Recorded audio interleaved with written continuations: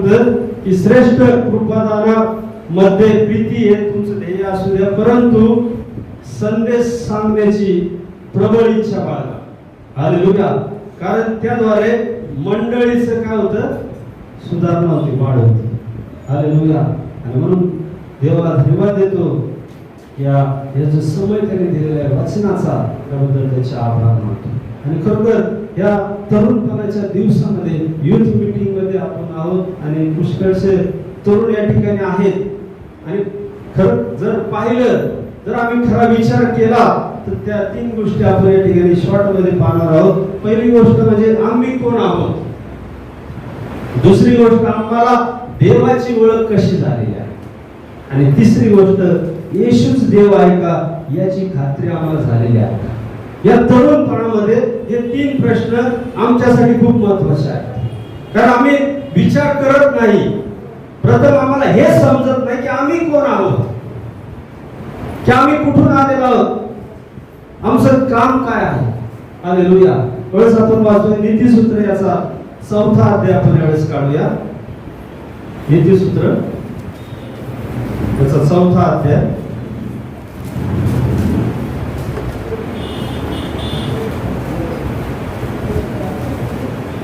तिसऱ्या वचनामध्ये काय म्हटले पहा, कारण मी आपल्या बापाचा पुत्र होतो, माझ्या आईच्या दृष्टीने मी सुकुमार व एकुलता एक होतो. हालेलुया. पहा वचनामध्ये काय म्हटले की आम्ही कसे आहोत, आम्ही आमच्या बापाचे पुत्र आहोत आणि आमच्या आईच्या दृष्टीने आम्ही कसे आहोत, सुकुमार असे आहोत. हालेलुया. आणि देवाच्या लोकांनो, जे आम्ही आहोत ते देवाकडून आहोत आणि देवाने आम्हाला या जगामध्ये पाठवलेलं आहे, या जगामध्ये दिलेलं आहे. हे ज्यावेळेस आम्हाला समजेल की आम्ही कोण आहोत, तर आम्ही देवाने निवडलेले लोक आहोत. आम्ही कसे असू द्या, आमचा रंग काळा गोरा, आम्ही कुठल्या जाती धर्माचे जरी असलो तरी देव त्याकडे पाहत नाही, कारण त्याने आम्हाला निवडलेले आहे. जसं वचनामध्ये म्हटले की मी आपल्या बापाचा पुत्र, आम्ही आमच्या बापासाठी म्हणजे स्वर्गीय बापाचे आम्ही पुत्र आहोत, हे आम्ही लक्षात घेतलं पाहिजे. हालेलुया. आणि जसं आमचा बाप आहे तसं आमचं देखील वागणं असणं गरजेचं आहे. हालेलुया. जर आमचा बाप पवित्र आहे तर आम्ही स्वतःला देखील पवित्र ठेवलं पाहिजे. या तरुणपणाच्या जीवनामध्ये जगत असताना जगामध्ये असे अनेक मोह आहेत की त्या ठिकाणी काहीच वेळ लागत नाही, तुमचं लक्ष गेलं का तुम्ही त्या पापात पडता, कारण इतकं जगामध्ये पाप आहे. हालेलुया. जे देवाने तुम्हाला बनवलेलं आहे, जी निवड परमेश्वराने तुमची केली आहे, ती त्याने विचारपूर्वक केलेली आहे. म्हणून आपल्या जीवनामध्ये काही उणीवा असतील तर त्याकडे पाहू नका.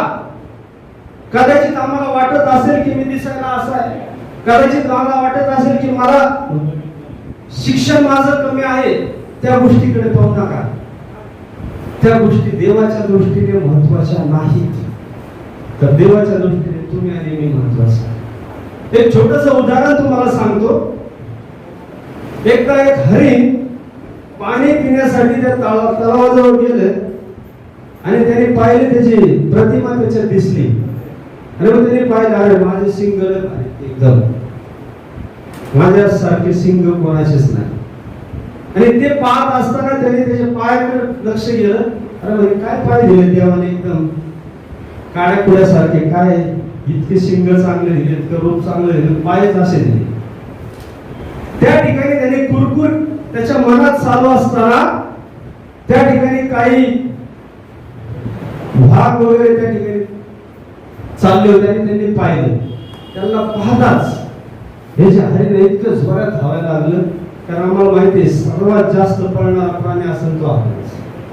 आणि तो इतका फास्ट पळत होता आणि ताकद लावून पळत होता. पळत असताना एका झुडपामध्ये त्याचं शिंगच अडकलं. तर ते शिंगच काढता येईल. त्याने खूप प्रयत्न केला आणि मग त्याच्या लक्षात आला, अरे आपण त्याच्यावर घमंड ठेवत होतो आणि यातून आमचा माझा प्राण त्यांच्यामुळे जाणार. त्याचं ते सिंग निघालं नाही आणि त्या वाघांनी त्याच्यावर अटॅक केला.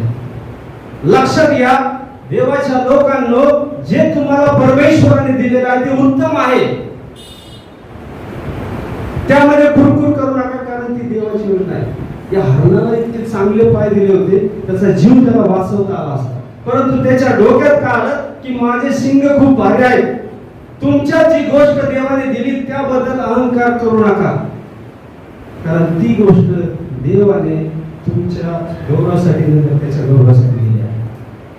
जर तुमच्यामध्ये जर चांगलं गाण्याची कला असेल तर ती तुमच्या परत सीमित ठेवू नका, देवासाठी व्हा. हालेलुया. तुम्हाला जर चांगलं वक्तृत्व येत असेल, वचनाचा तुमचा अभ्यास होत असेल तर देवासाठी उभं राहा, बसू नका तिथंच, कारण देव म्हणतो देव हिशोब घेणार आहे. मी ज्याला दिलं त्याचा हिशोब घेणार देव आहे. म्हणून आम्ही लक्षात घेतलं पाहिजे, आम्ही साधे नाही. स्तोत्र संहिता 127 मध्ये काय म्हटलंय की तुम्ही कशा वीराच्या बाणातील सुटलेले, काय वाचा स्तोत्र संहिता 127:4 जोराने वाचा.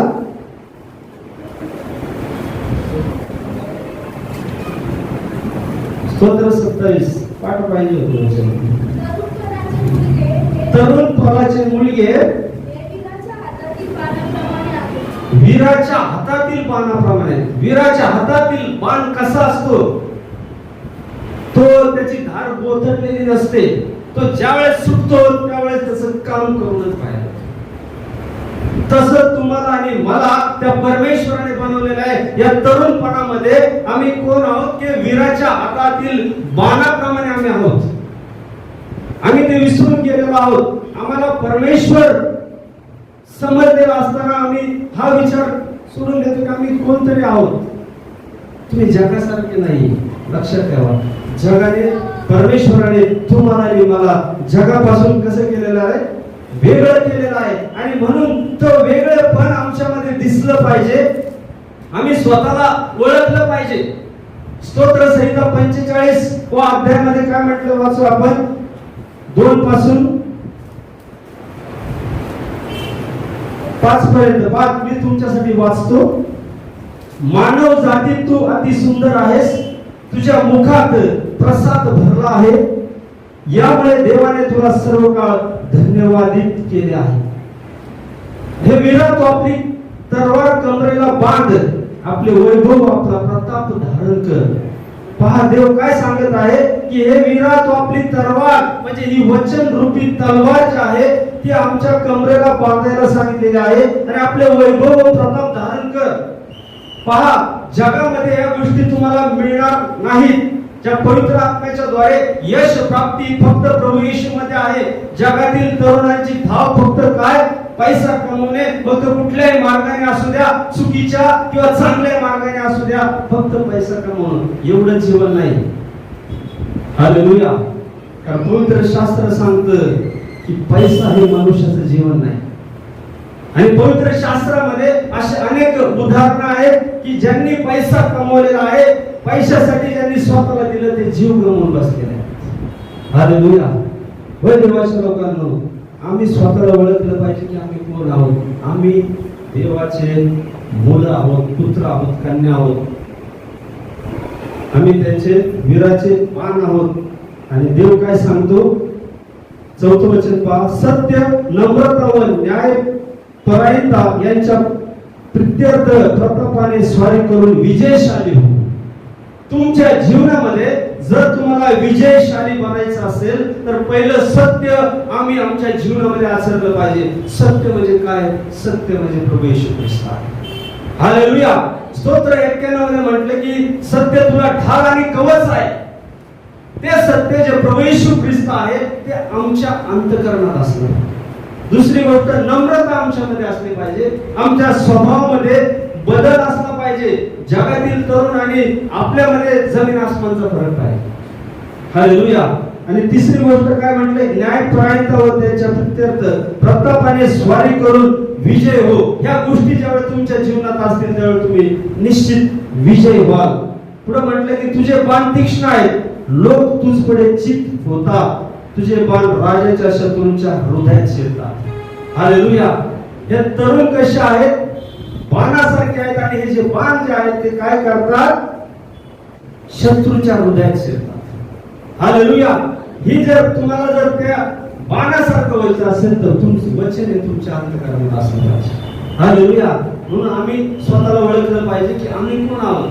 तर आम्ही हे देवाचे लोक आहोत, देवाने निवडलेले असे लोक आहोत. जर आम्ही हे विसरून गेलो तर आमचा उपयोग होणार नाही. म्हणून आमच्या तरुणपणामध्येच आम्ही त्या गोष्टी स्वीकारल्या पाहिजे. दुसरी गोष्ट, आम्हाला देवाची ओळख कशी झाली हे देखील खूप महत्त्वाचं आहे. कदाचित आम्हाला आमच्या आई वडिलांकडून देव आम्हाला काळा वचने तुझ्या चित्ती राहो, तू माझ्या आज्ञा पाळ व दीर्घायू हो. देवाचं वचन काय सांगतं की जी वचने आहेत ती आमच्या अंतःकरणात असायला हवी. पुढे म्हटलं की तू माझ्या आज्ञा पाळ. देवाने ज्या आज्ञा आम्हाला दिलेल्या आहेत त्या आम्ही पाळल्या पाहिजे. सर्वात महत्त्वाची गोष्ट आम्ही पाळली पाहिजे, जे आमचे आई वडील आहेत त्यांच्या आम्ही प्रथम आज्ञा पाळल्या. लुकाच्या पुस्तकात जर 15 अध्याय त्या ठिकाणी जर आपण पाहिलं, उधळ्या पुत्राबद्दल ज्यावेळेस आम्ही वाचतो त्यावेळेस आम्ही पाहतो की तो तरुण आपले पैसे घेऊन सर्व काय घेऊन परदेशी गेला आणि त्याने ख्याली खुशाली केली, मौज मजा केली. पैसा संपल्यानंतर त्याच्याजवळ कोणीच राहिलं नाही. मग त्याला समजलं, अरे आपल्या बापाच्या घरी तर किती चांगलं होतं. हालेलुया. आपल्या बापाच्या घरी सर्व प्रकारचं सुख संपदा त्या ठिकाणी होती आणि आज आपण पुढे पडतो. त्यावेळेस त्याला जाणीव झाली. आपण वाचूया लुकाचं पुस्तक 15 अध्याय 13 ते 18 आपण वाचूया. पहा त्या ठिकाणी काय म्हटलंय. लुकाचं पुस्तक 15 अध्याय आणि 13 ते 18 वचन आपण वाचूया.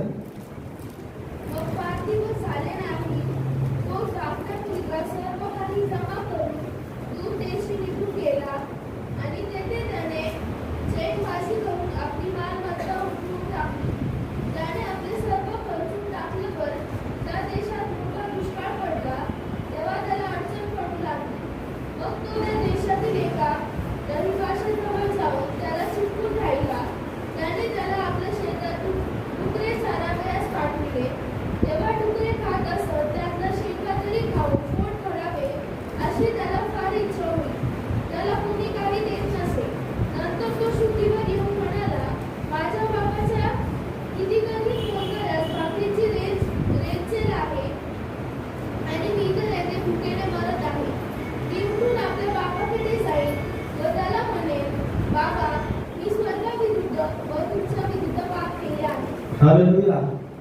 पहा या ठिकाणी एक सत्य घटना आमच्या समोर आहे की हा जो मनुष्य आहे त्याने काय केलं, चैनबाजी केली आणि संपत्ती उडवली. पुढे त्याच्यावर अशी वेळ आली की त्याने मग तो त्या देशातील एका रहिवाशाजवळ जाऊन त्याला चिटकून राहिला. त्याने त्याला आपल्या शेतात डुकरे चारवायला पाठवले. पहा, जिथं सुख आहे ते सोडून दिलं, ज्या ठिकाणी आशीर्वाद आहे ते सोडून दिलं आणि स्वतःच्या शक्तीवर, स्वतःच्या बुद्धीवर आणि पैशावर ज्यावेळेस मनुष्य घमंड करतो त्यावेळेस अशी परिस्थिती. आपल्या तरुणपणात ज्यावेळेस आमच्यामध्ये उत्साह असतो, ताकद असतो, सर्व गोष्टी असतात, परंतु तुमच्याकडे जर पवित्र आत्मा नसेल, देवाचा आत्मा तुमच्यात वास करत नसेल तर तुमचा नाश म्हणून ठेवलेला आहे. लक्षात ठेवा. या ठिकाणी त्याचं ते झालं. इतकं चांगलं घरी असताना आज त्याला काय करावं लागलं, डुकरं चारवायस. काय काम मिळालं त्याला, डुकरं चारवायस. पुढे म्हटलंय की तेव्हा ज्या शेंगा डुकरे खात असत त्यातल्या तरी खाऊन पोट भरावे असे त्याला वाटले. ज्यावेळेस तुम्ही देवापासून दूर राहता, देवाला नावणाऱ्या गोष्टी करता, त्यावेळेस तुम्ही एकदम खालच्या दराला जाता. हालेलुया. आणि ती देवाची इच्छा नाही. देवाच्या लोकांना 17व्या वचनामध्ये म्हटलं, नंतर तो शुद्धीवर येऊन म्हणाला, माझ्या बापाच्या किती मोल करण्यास भाकरीची रेंचन आहे. हालेलुया. त्यावेळेस त्याला खरी देवाची ओळख झाली की खरोखर माझा बाप म्हणजे जो जिवंत देव आहे, जो आपल्या आई बापांनी आम्हाला दाखवलेला आहे, तो देव जिवंत देव आहे. त्याची आम्हाला जाणीव कधी होती, ज्यावेळेस आम्ही कष्टात पडतो. कदाचित त्या तरुणाला या गोष्टी माहित असतील किंवा नसतील, परंतु आम्हाला माहित आहे. आमच्या आई वडिलांनी आम्हाला देवाची ओळख करून दिलेली आहे, देवाचा मार्ग आम्हाला सांगितलेला आहे. त्यामध्ये आता आम्हाला कसं टिकायचं ते आम्ही ठरवलं पाहिजे. कारण जगामध्ये खूप मोह आहे, वेगवेगळ्या प्रकारच्या मोहात मनुष्य पडतो. आणि त्या ठिकाणी नाश आमचा होता. तिसरी गोष्ट आहे, येशू देव आहे याची खात्री आम्हाला झाली का? हालेलुया. या तरुणपणामध्ये येशूच देव आहे असं आमच्या अंतःकरणाला पटलेलं आहे का? की फक्त सर्व येतात म्हणून आम्ही यायचं, घरच्यांनी सांगितलं म्हणून बसायचं, असं करू नका. तर येशूची ओळख करून घ्या, येशूला समजून घ्या, कारण तो तुम्हाला कधी सोडणार नाही. Hallelujah, hallelujah. येशू ख्रिस्ताने स्वतः दाखवून दिलं. तरुणपणात 3 वर्ष 3.5 वर्ष येशूने सेवा केली आहे. आपल्या तरुणपणामध्ये आम्ही कसं वागावं, कसं जगावं, या गोष्टी आम्हाला दिलेल्या आहेत. आणि देवाच्या लोकांना तो येशू ख्रिस्त तुमच्यासाठी माझ्यासाठी 2021 वर्षापूर्वी रक्त सांडून क्रूसावर त्या रक्ताद्वारे त्याने तुम्हाला आणि मला जीवन दिलेलं आहे. तोच येशू आज देखील आहे. आणि म्हणून येशू देव याची खात्री आम्हाला झाली का? काय आजपर्यंत आमच्या जीवनात खरंच आम्ही स्वीकारले का? खरंच त्या देवावर आम्ही भाव ठेवलेला आहे का?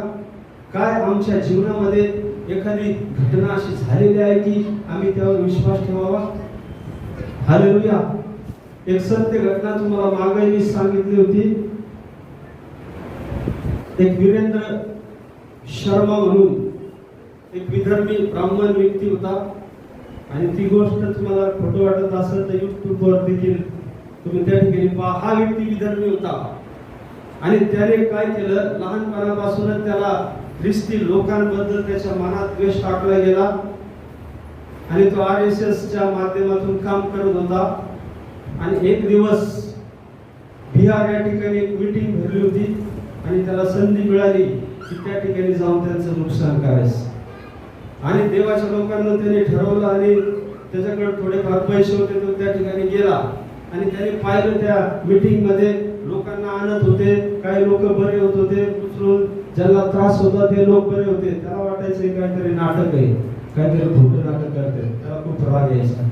दुसऱ्या दिवशी तसंच झालं. तिसऱ्या दिवशी देखील त्याने तसंच पाहिलं की अनेक लोक बरे होत आहेत, येशूच्या नावामध्ये त्यांना आरोग्य मिळत आहे, येशूच्या नावामध्ये त्यांच्या समस्या सुटत आहेत.